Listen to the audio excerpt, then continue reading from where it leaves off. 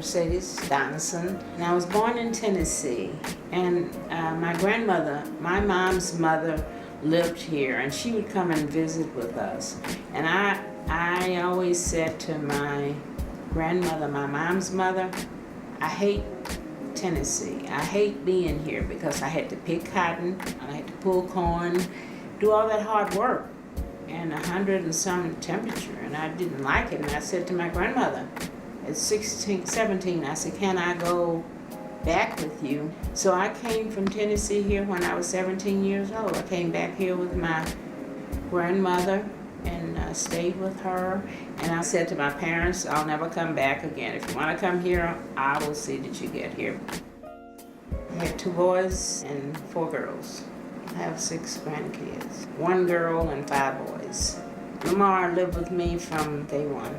He was a good kid growing up. I had him from the day he came home from the hospital till the day he graduated college.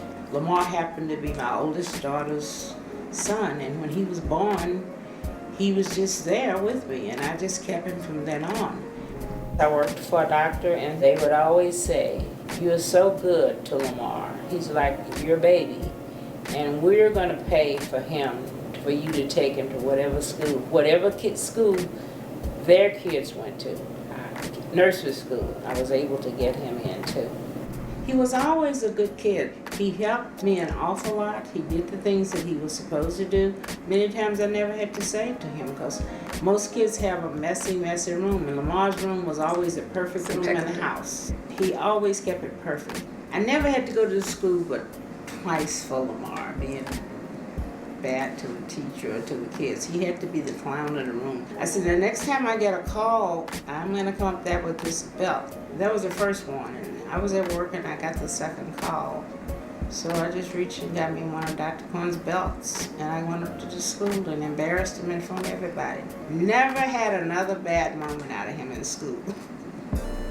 I really saw him as a professional football player or baseball, because he was very, very good in baseball and football. I just didn't see him into music when he was younger. I never really thought he would have been a performer. I was president of the choir, and I always sang in church. Pages of Time. That was the name of your group. She had a group called Pages of Time. And we sang. So we traveled. We did travel to sing. Yes, yes, and I did take Lamar with us. Yes. He was with us. I forgot about that. Yes, so she had brought it up. We're just thinking back on it. So but he's been coming up around music a lot. Yeah, he has. And I would always sing. I would always sing around in the house. Yeah. I am a singer in the house. And he always heard me sing. And I sing at my mom's funeral without getting up. I sing, soon I will be done with the troubles of the world. Yeah. And he said to me, that's the best I heard on the program yet. She raised us to always give back and to help. Right, and I think that's so important. And I think Lamar is that kind of person too, that if he made it in something big, that he would always give back to where he came. I really believe that. I was really excited to see him on stage. He pretty much did everything he's doing on his own.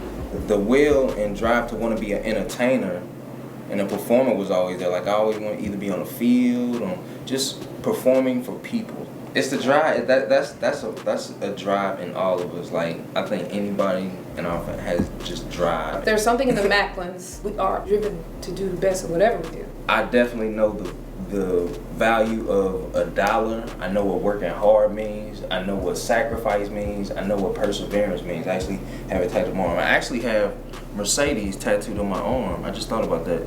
Seeing somebody that dedicated, that driven, you know what I'm saying? That's 100% where I get all of my dedication and not stopping, because I would see that. It might really be good if you'd have your grandmother to sing it. You sing that song, I'm through with this old troubled world of mine. Or Troubled.